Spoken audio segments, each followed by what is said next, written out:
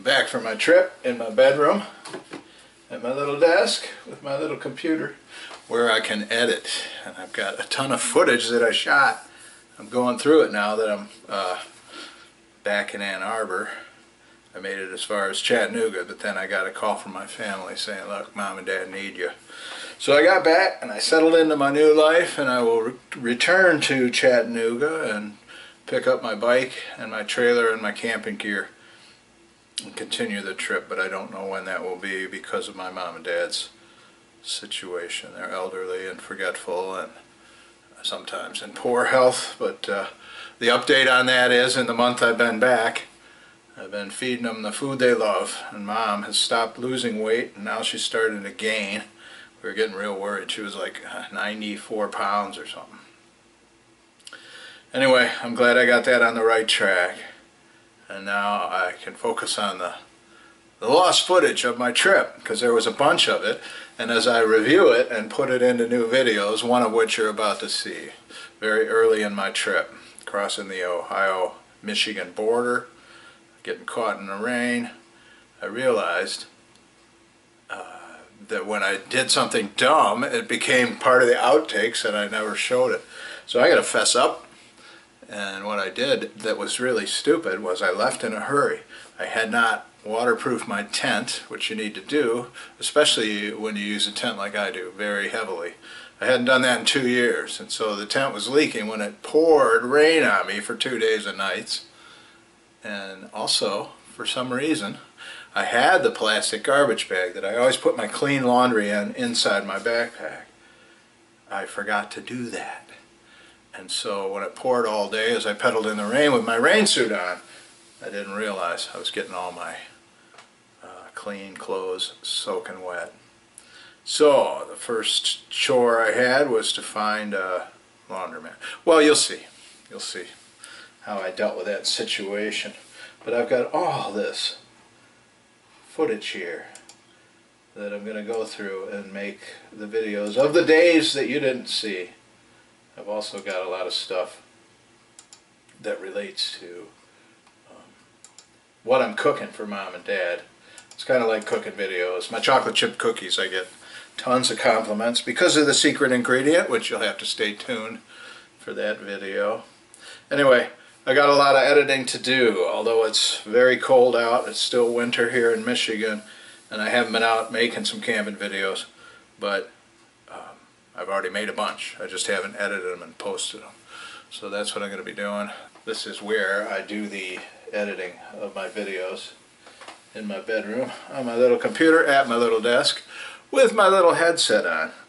And when I got this, I do it for voiceovers. If you're watching the action in the video and I'm talking and you don't see my lips moving, that's because I'm doing a recorded voiceover where I explain things. It's part of the editing process.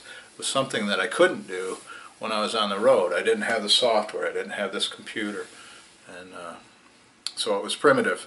Now it can get a little better, although you might have noticed that I am not hyper-focused on the editing of my videos, because I think the authenticity is the most important component of the videos I make. I'm a real person.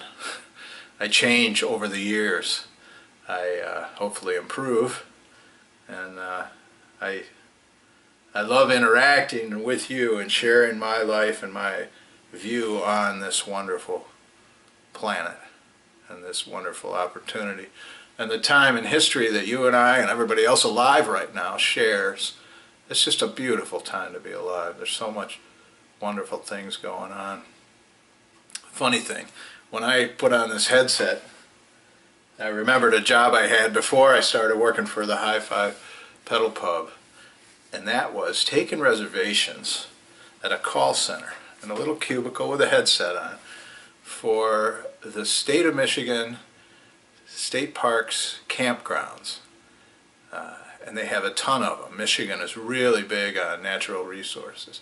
There are people that come from Wisconsin, Minnesota, Ohio, Illinois to be in Michigan and to hit the state parks. And sometimes we'd have like a gigantic rush of people call because, like say, 6 months before the 4th of July weekend, the people that would camp at a state park every year for years and years would know that those reservations are like concert tickets going on sale. So they would be ready.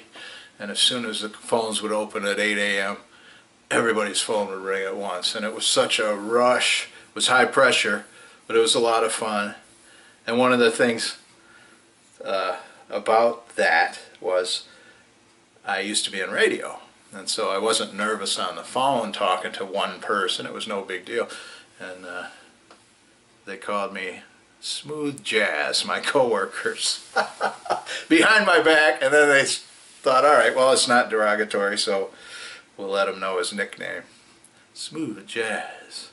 But I said this 10,000, 20,000 times. Every time the phone would ring, it would automatically put you on the phone. You didn't have to answer. If a call came in, boom, you got the light up, and you knew you were talking to a live person on the other end who wanted to make a reservation. And so I would say, thank you for calling Michigan State Parks. My name is Doug. Where would you like to make your reservation? I could have said, thank you for calling Michigan State Parks. My name is Doug. Where would you like to make a reservation? But I didn't have to. I could brighten their day. I could have fun with it, and I did all day long. But they moved where the call center was 6 miles south, farther away from where I lived. And I couldn't come with them because that would double my commute on a bicycle. You're talking 12 more miles added to a 6-mile round trip. In Michigan, that's just not practical because the weather is not always 72 degrees and sunny. So I heard this news. I walked outside on my break in downtown Ann Arbor. I stood there thinking, well, I wonder what I'm going to do. And here came the trolley. I parked right in front of where I was standing. They were letting people off at a bar across the street from where our offices were. And I saw that some of the chains were messed up on the trolley, and I'm a bicycle mechanic. So I mentioned it to the driver, and she said, we need a mechanic. So I started as a mechanic, and then I graduated to a driver.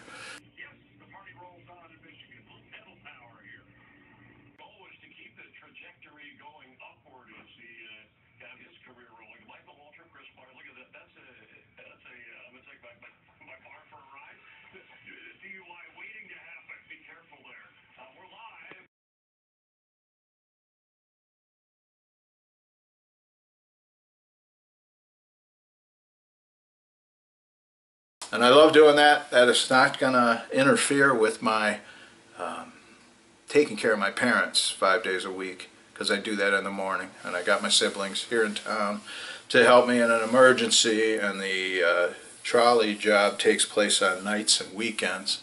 So I really got a good thing going here. And now I've got all these outtakes that'll make good videos if I'll just forget my ego and say, yeah, I screwed up. I should have put my laundry in a plastic bag, or I should have waterproofed my tent before I left. I'm not perfect, and I don't have to pretend I am. So that's where we are. We're in a good place, and you're going to get some more Doug videos, some fresh Dougie. So stay tuned, and thanks for watching.